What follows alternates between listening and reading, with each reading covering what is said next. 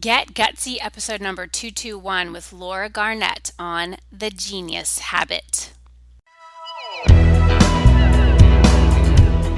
Welcome to Get Gutsy.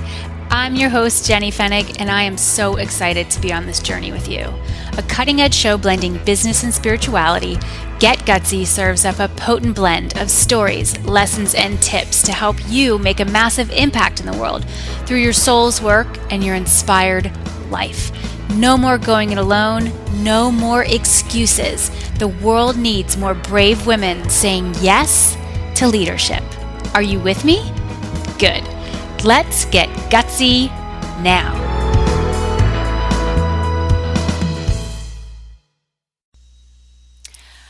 Summer is in full swing, isn't it? Oh my gosh. I am in my office right now. The sun is shining so bright. I have got my sliding glass door open. My dog is hanging out in here. And I just love this time of year. I love it. Steven took the boys to baseball camp. He's hanging out with Kate. He's about to go traveling for work for a few days. And we've got, just lots of sports camps going on, games. My kids are athletes, which is super fun. And I am kicking off a brand new journey with my mastermind clients this week. And so I'm feeling just really grateful, just so grateful for what's going on. I'm feeling very connected to the season. I'm also listening to my husband vacuum and push some kind of furniture upstairs. I don't even know what's happening. But hey, the show's going on. I am recording this intro for you because I love serving up this podcast to you on the regular. And so thank you for tuning in. I hope you get a tremendous amount of value from what we're doing here. I just had to mute myself. I was coughing. I think I might have some pollen flowing through, the hazards of summer. That's like the downside, right? Um, Mosquito bites, lots of sunscreen. There's always kind of the yin and the yang, the pros and the cons, and you gotta flow with it all and stop looking for everything to be perfect and stop looking for you to be, on a scale of 1 to 10, a 10 on the happiness a scale every single day. I'm actually reading a great book called Everything's Fucked by Mark Manson. And gosh, I am underlining a lot of passages. I'm reading a ton this summer because I just love to read, and we amped up our reading kind of energy and goals. One of my programs is called Magic Makers, and we created a summer reading society where there's kind of a gamification to the reading going on. So shout out to all my Magic Makers clients. I hope you're enjoying the reading and that you are just loving up books because, yeah, leaders are readers. And I have just been reading up a storm, and so I hope you are too. I've also been exercising quite a bit. Those of you who've been with me for a while, you know that in the last year, I have amped up my health and wellness, and it just feels so good. I've never felt better in my body. And I'm just about at the 1 year anniversary of participating in a program that changed my life. It's a fitness and nutrition program called The Faster Way to Fat Loss. I honestly would rename it The Faster Way to Feeling Better in Your Body. That's just me. But Amanda Tress is an incredible leader. She created that program. It's a mix of intermittent fasting, really looking at the fuel you're putting in your body, carbs, protein, fats, and your exercise routine. Last summer, I decided, you know what? I want more energy. I'm ready to feel better in my body, and I need some support here. And so I signed up for the Faster Way and ended up spreading the word about that program to so many people in my community because it changed my life. It changed the way I view fitness, the way I view my body, and what I can do to it and put in it to have it perform for me and be able to take me to places that I want to go in the world, in my business, in my personal life, all the things. And so I want to make sure you know they are enrolling for their next round of the Faster Way. It begins July 8th. I'm just opening up my phone right now to make sure I'm giving you the right information. You can go to jennyfenig.com/faster and get in on that action. You're going to see my details there, and you'll be able to see how you can enroll for the next round. It legit will change your life. It's freaking insane. Yes, July 8th is the next round. They've got meals, ideas, like the whole thing. I changed what kind of foods I was eating. It was crazy, just everything that happened. So, jennyfenig.com/faster. You can check it out. If you sign up at that link, I'll send you a special bonus, kind of walks you through how I rocked the faster way lifestyle and some tips for you. And, this is the time, the summer season is the time for you to decide what sort of shifts you want to make to the way you show up in the world. I have more spaciousness at this time of year, and so I just feel like this is the time for me to run some new experiments. This is the time for me to shake things up. My clients and I are going to be doing this. My mastermind clients and I are really looking at kind of how we want to shape the next few months, and then we do it again the next few months down the line. So if you want to shake up fitness and nutrition, jennyfenig.com/faster. It will take you on an awesome journey. All right, so let me tell you about our guest today. Her name is Laura Garnett. She is awesome, and she believes that work can and should be. Okay, my daughter just walked in my office. Hold, please. Okay, that was my daughter Kate coming to ask where the chocolate covered graham crackers were. Important questions, really, at any age. She's 5. I know you get it. And I know my guest, Laura Garnett, gets it because she's also a mom of a daughter.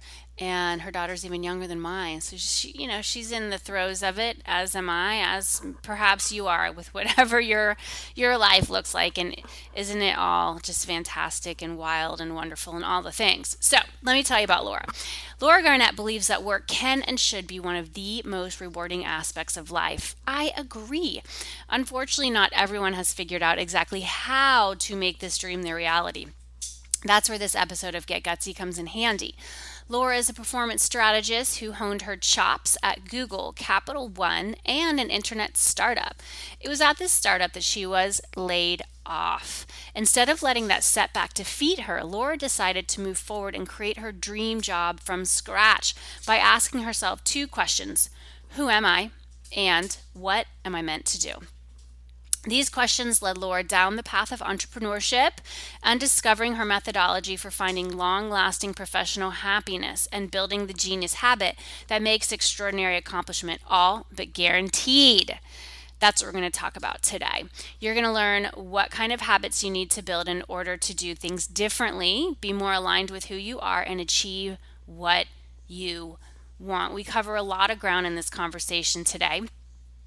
And I know you're going to get a ton out of it. You're also going to, I can't remember if I mentioned it on the conversation or not, but it is through Laura that I found my incredible operations manager, Miranda Merton, on my team, because she's also on Laura's team. So thank you, Laura, for helping me find a fantastic woman to join my team so I could be in my genius habit. We talk in this episode today how Laura developed her methodology, the genius habit, and the talk that motivated her to get it done, how to respond when things don't feel right in business, how she was able to successfully navigate the shift to build her network from entrepreneurial clients to corporate clients. Some of you might want to consider that. What you need to do to create a sales engine in your business, and Laura will tell you what her sales engine is, and how she didn't let years of work and a number of no's from publishers hold her back from getting a book deal and publishing her book. Oh my gosh, I loved talking to Laura. She is an incredible woman, and I know you're going to get so much value from this episode of Get Gutsy. Enjoy. And for all of my US listeners, happy Independence Day this week. For my Canadian friends, happy Canada Day this week. And for wherever you are in this beautiful world and whatever you're celebrating and honoring and acknowledging, I send you so much love, and I am so pumped to be on this journey with you. Enjoy this episode, and I'll talk to you next week. Laura Garnett, welcome to Get Gutsy. Hello, thank you. I'm so delighted to be here. I know. We're going to have a blast. And I love that you and we're in these rooms with windows with light beaming in. I just feel very warm and cozy and excited. How about you? Me too. No, it's a warm, well, it's kind of an interesting weather day, but I'm feeling great. Yeah, I'm feeling really good. We're recording this, y'all, on a Friday. It's the Friday before Memorial Day weekend here in the US. And so there is this excitement in the air. We're like, oh, the unofficial start to summer. And Laura and we live in the same-ish area, which is very cool. How long? I think we've known each other about a year and a half now. I think it's been about a year. Well, we've met since we've met. Well, the ladies' gathering started soon after Zoe was born. So that she's a year, like 19 months now. So, okay. That's like a year and a half, a little over. So yes, I think. Yeah. And I remember distinctly because you had gotten in touch because you were moving to this area, Berkshires, you live in New York State, but it's close to this kind of like Berkshires deal. I live in Massachusetts. And you had reached out and it's like, we couldn't figure out the schedules and nothing was ever happening. And it was just life, right? And you were now pregnant. At that point, you'd already had your baby, but I think you initially reached out when you were pregnant or something like that. And, I have 3 kids. So it's like, you imagine, it's like you got the spinning plates and then the business and then your body and then your relationship. And then it was like, okay, yes, you had said, I have this women's thing. Like, oh, that sounds awesome. And I was at Gabby Bernstein's like this book launch thing in New York, and she was telling this story, and it was about you, and it was like the next day, and it was beautiful. And I'm like, wait, that's the Laura. It was like all the worlds were colliding and the dots were connecting. And I just thought, oh my gosh, this is what it is when you really step more fully into your great work and this life that you're meant to live, that you meet the coolest people. So you're a very cool person. Absolutely. And it was an amazing gathering. I loved it. Especially absolutely. The presence of a baby and a newborn, Right. Well, you're passionate about bringing women together and having elevated conversations about what's really going on.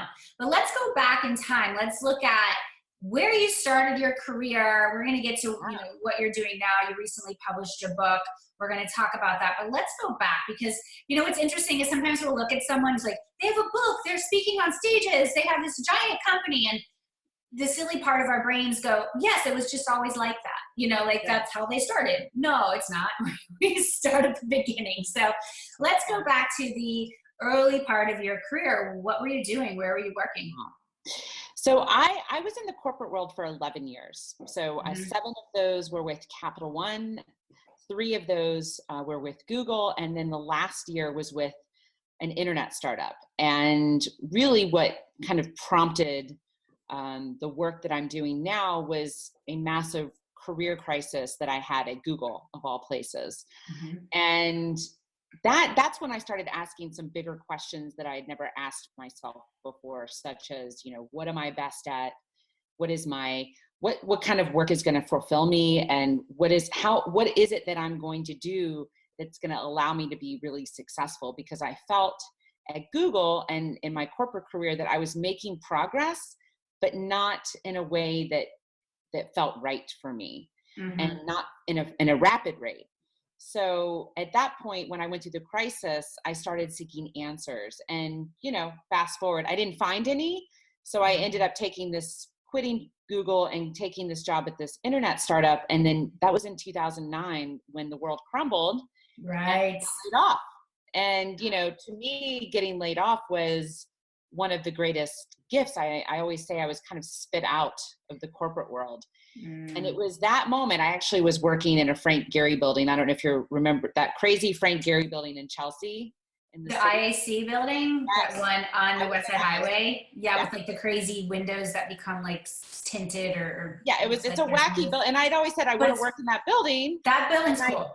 Yeah, and I did for like 9 months or like a little under a year, and then got laid off. And it was a horrible. I literally was called into this office, and there was tape on the windows, and they just informed me that the company's not doing well, but we're letting people go, and you're one of the first.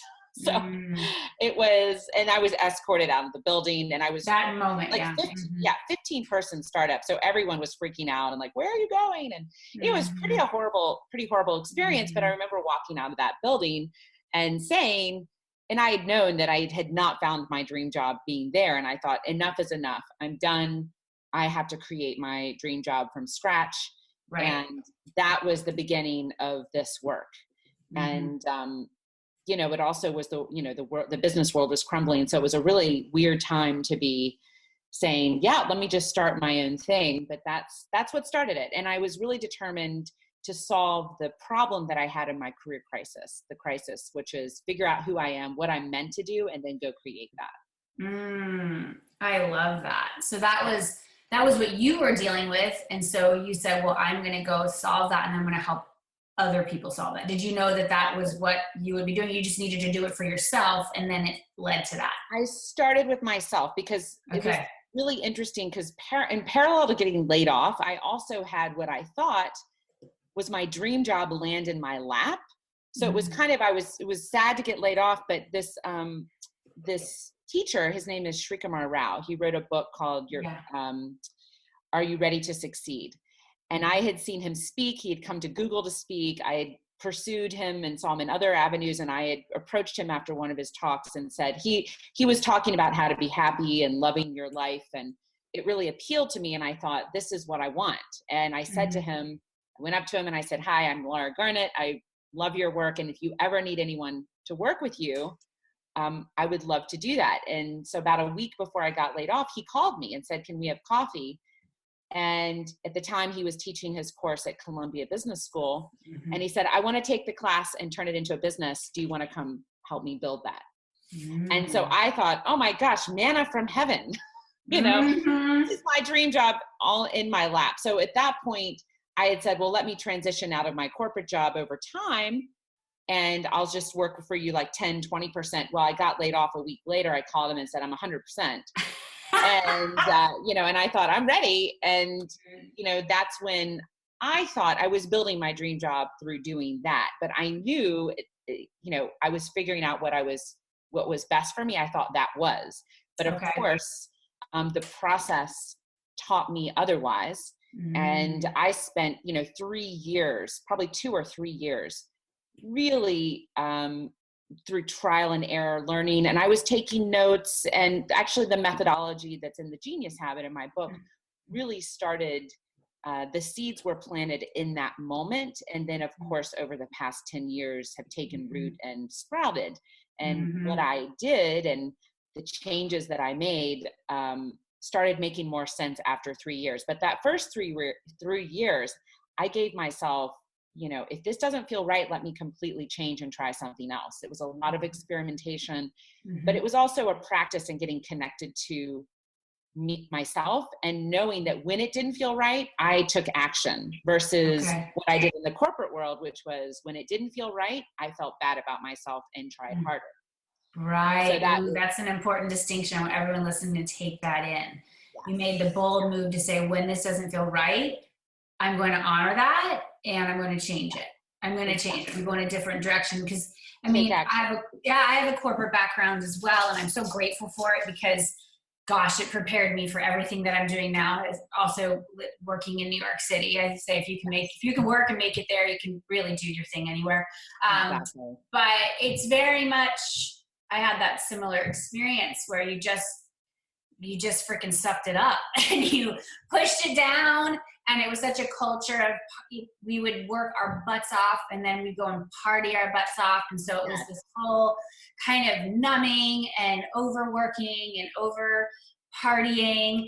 And so that it was very easy to get yourself into a place where you go, how did I get here? And when you start having those wake up call moments and for you, yours came, it's like you got the layoff. Okay, well then you have this space that opens up to say, wait, I've got to do this differently. I'm going to do this differently. So did you work for, he goes by Srini sometimes, right? Srini Rao? No, I know Srini Rao. It's okay, actually that's a different person.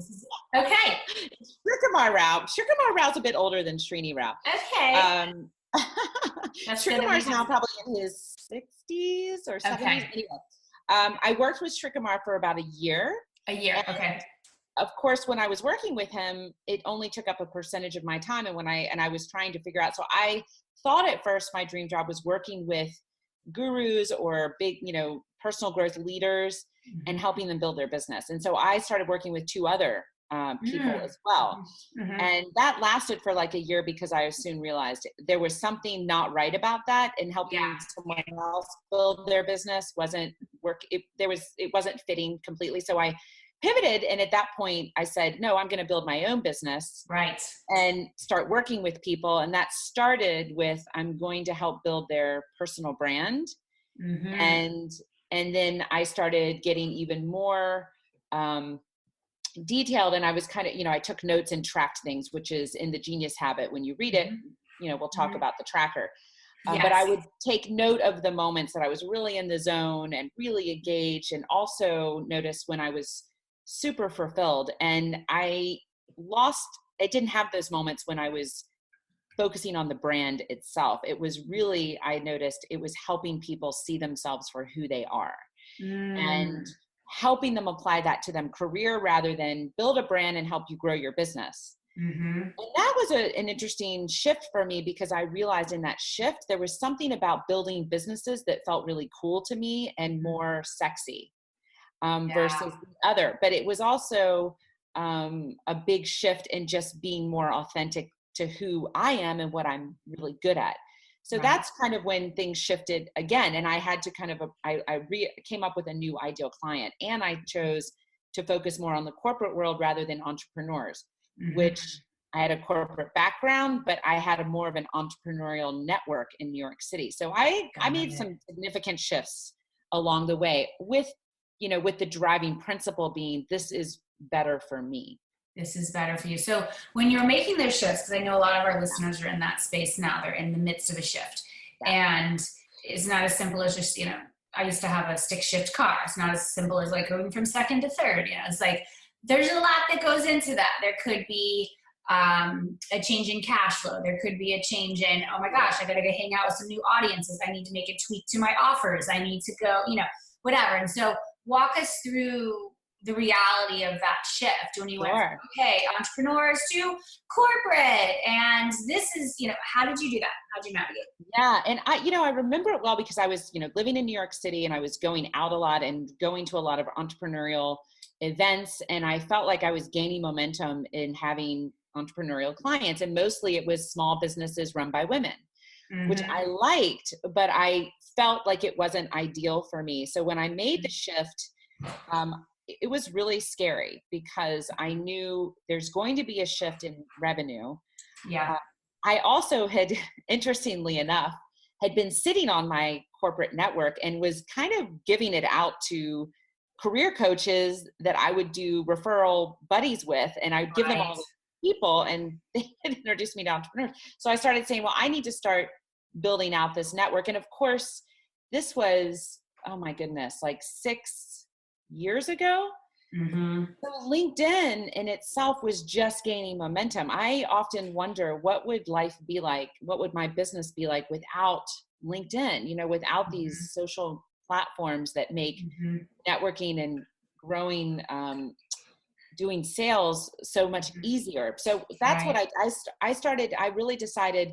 I also was getting tired from all of the face-to-face networking. And I thought there had to be a better way. So the shift had multiple reasons. Better for me, but also I noticed I wanted to have a distinction and a difference between my social life and my business sales.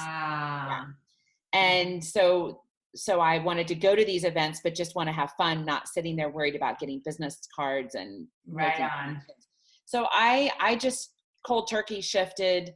I did have, I connected with Capital One, who I'd been with for 7 years. And I did have, they immediately hired me, which kind of gave me a lot of validation on the shift. And I thought, oh, well, this is going to be great. But, they gave me a bunch of clients, but then all of a sudden it stopped. And I then didn't have any other company clients lined up. So I went through a couple really significant starts and stops in terms of revenue and opportunity. But I knew it was right. And I kept building my network on LinkedIn, and I had a really good base. And I would say, for anyone else doing this, what made it work really well for me is that I had this 11-year time in the corporate world, and I just needed to take those people and start linking in even more and reaching out and building my network from there. And that's what I did. Mm-hmm. In conjunction with setting up an active sales engine, which I had not done before. And Mm-hmm. I got my assistant, now my COO, Mm-hmm. to help me build a sales engine. What And does that that was look like? What's a sales engine in your world? in my world, it's something I've made up because I do Mm-hmm. everything that's a reflection of what I love and what's right for me. So I was not getting a lot of excitement from going to face-to-face networking events. And I thought there's got to be a way to network online and virtually that's just as effective, but also that I can do it all the time and Right. not at night. And so Yes. I just started using LinkedIn as a way to Mm-hmm. just regularly do cold outreach to people. Mm-hmm. And then I got I got the sales assistant part of it is doing research and finding people. And then we reach out and we give a compelling reason why I always have a compelling reason why someone should connect with me, which is Right. to explore. I also write articles. At the time, I think this coincided with my becoming a contributor to Inc. and Forbes and Mm-hmm. actually multiple other publications, which now I've Mm-hmm. kind of streamlined down into 2, but I was Mm-hmm. seeking people to feature in articles, but I was also seeking people to connect with, Yeah. to network, but then to look for clients. So all of that happened Mm-hmm. in conjunction with that shift that just started pushing me in that direction and then building a base that I've continued to build over time. That's so wonderful. And so when did you, and there was so much there. I wouldn't take that Yeah, in. I was like, okay, Laura's people are on LinkedIn. They're not hanging out on Facebook or Instagram. Like she might be there to put some stuff in. I see you have a exactly. presence there, but you're not utilizing that so much for like the sales engine. The sales engine makes it Exactly. on LinkedIn. So everyone needs to know where your people are. And then you also leveraged media, having that, Yeah. those credentials of Inc. and Forbes, like, oh wait, she's legit. She's the real deal. Okay. So then the idea for the Genius Habit, your book, when did you get that idea and how did you pursue it to make it real? Yeah. So that, my goal with my business was it's my dream job. It's the work that's going to give me joy and fulfillment. And that's my Mm-hmm. number one goal. However, I want it to always grow and to provide income for me and provide the lifestyle I want. And it is to make money as well. And so part of what I've done in terms of growing the business is to check in with, is this going to give me joy? Is it going to be fulfilling? And what are ways that I can scale and grow that are also aligned with that? The book has always been something that was a scalable option. Like, well, one way to reach people that can't work with me directly is through a book. And Right. of course, living in New York City, it's a bubble. I have more friends that are published authors than probably most people. It's crazy. So I had a lot of friends that were going through it. So I was not super familiar, but I knew about that world existing. So it was kind of there.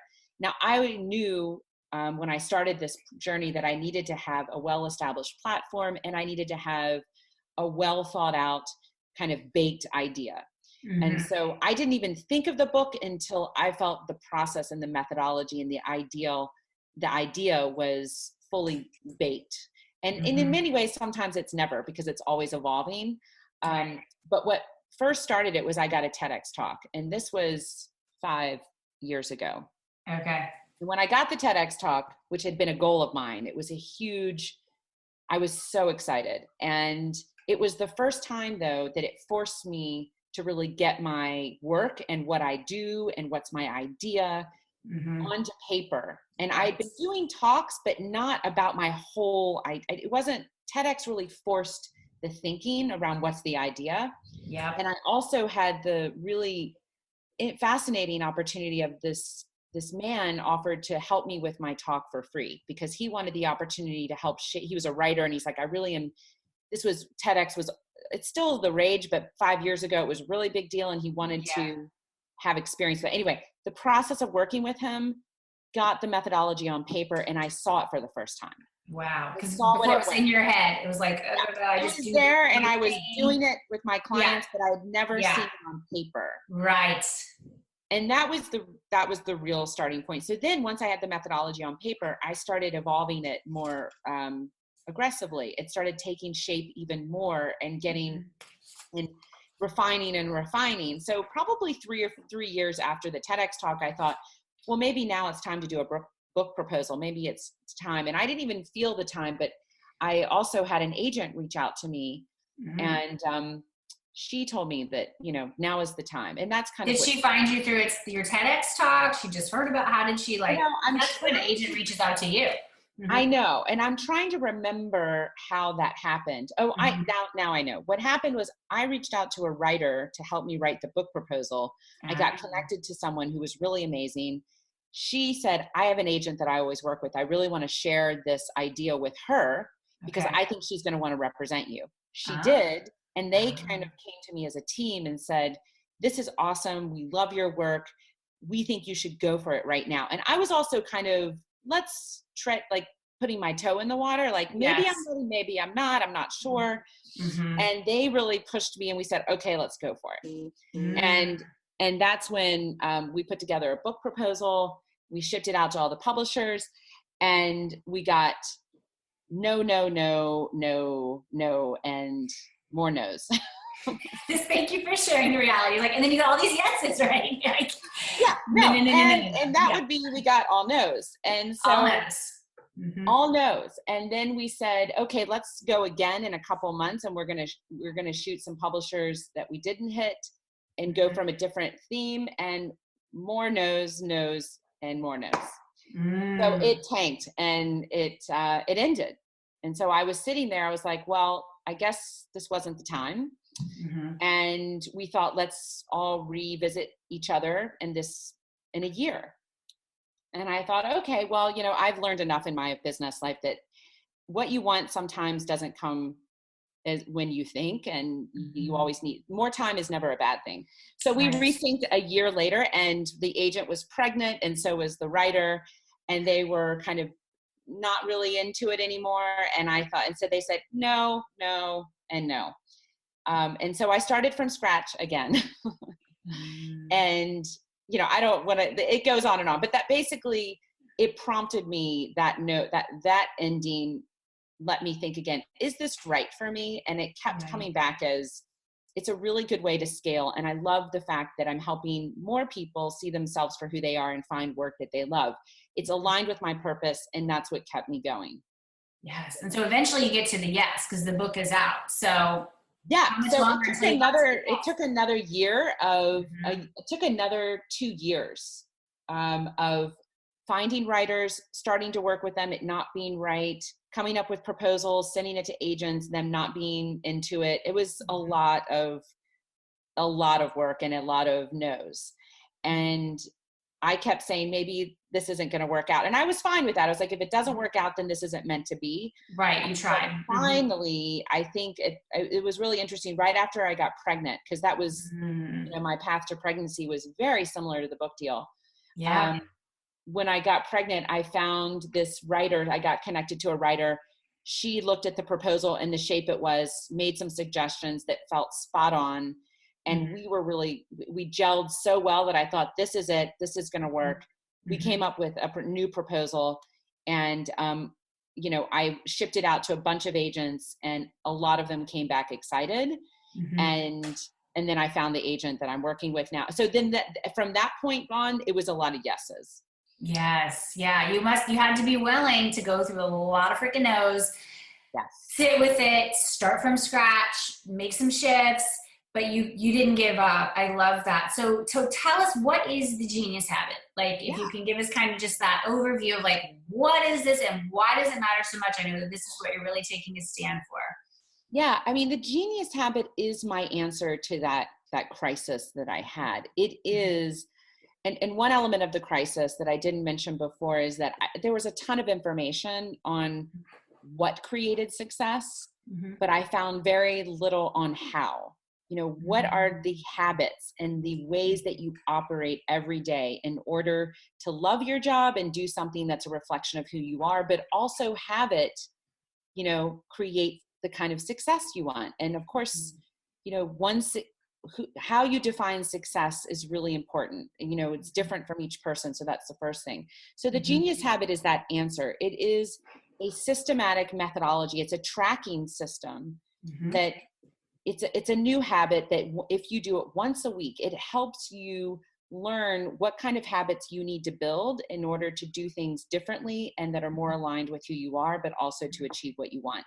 And it's merely answering a couple, like 15 questions a week in a format that allows you to quantitatively, you get a number, so you see quantitatively week over week how you're performing on the things that really matter.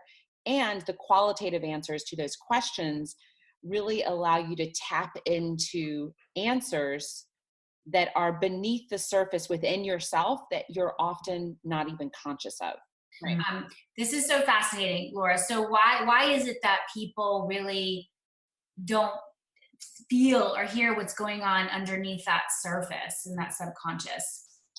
Yeah, I think they don't, because we've been taught to the opposite, that the answers come from society, from school, from our parents, from our friends, and that we have not been taught to trust our instinct or even to trust what is really authentic to ourselves. I think there's another element of this in the sense that society has given us a definition of success that most people take on without thinking, that involves power, it involves prestige, it involves money.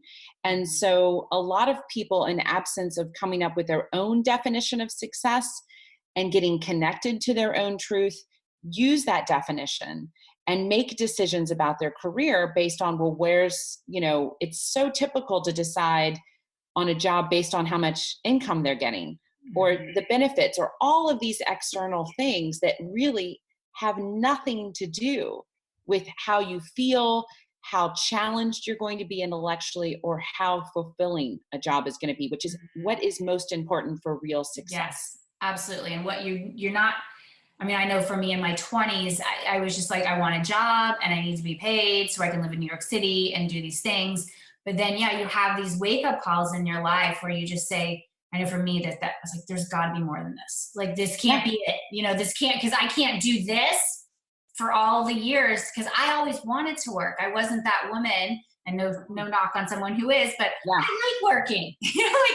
I love work. Yeah, I do. And it's like, I like to do this when, as my husband knows, I'm like, I need to work right now. Like I have things that I want to get out in this world. I want to contribute. I like working with my clients and helping to troubleshoot and problem solve and help them see something.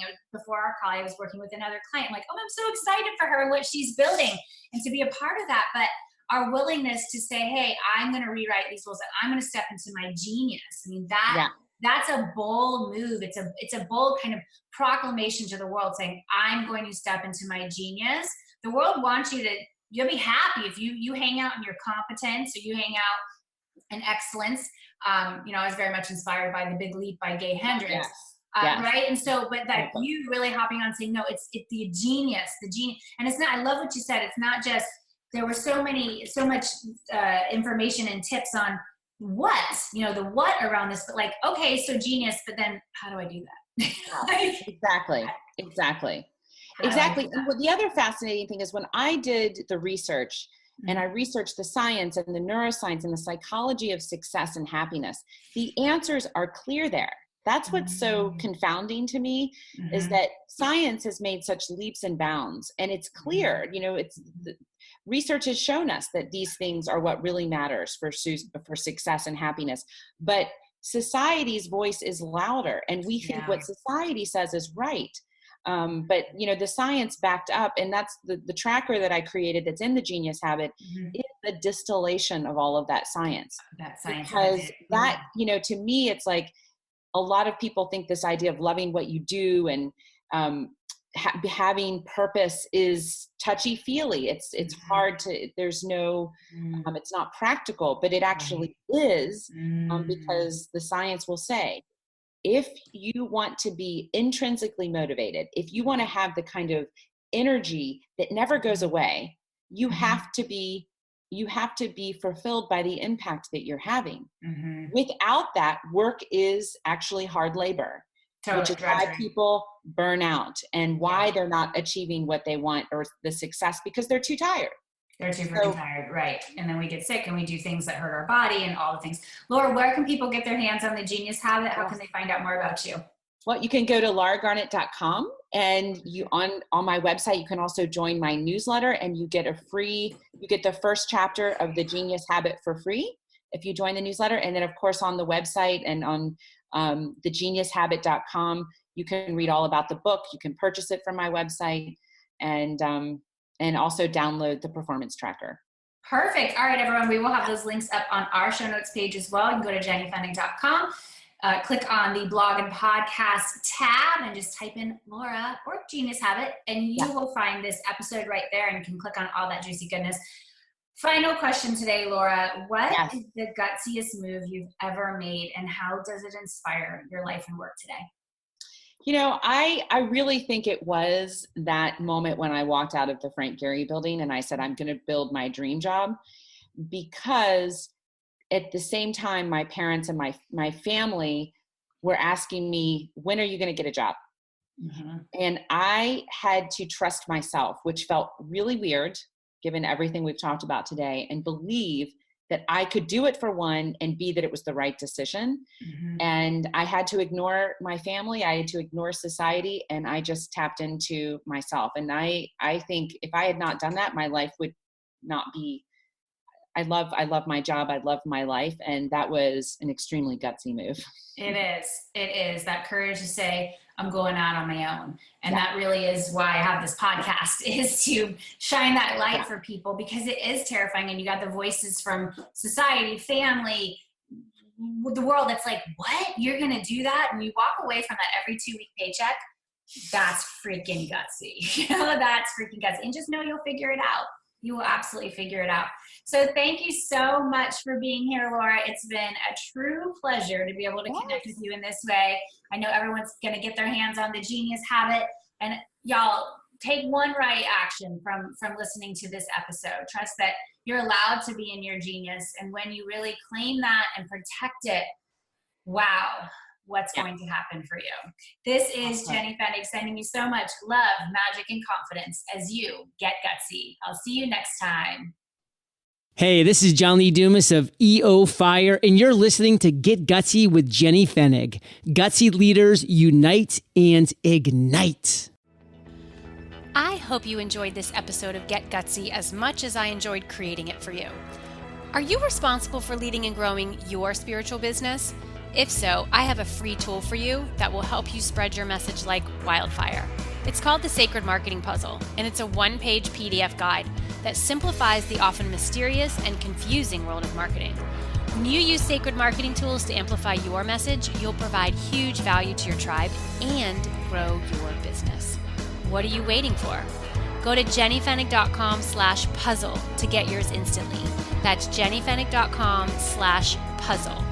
Gutsy leaders, unite.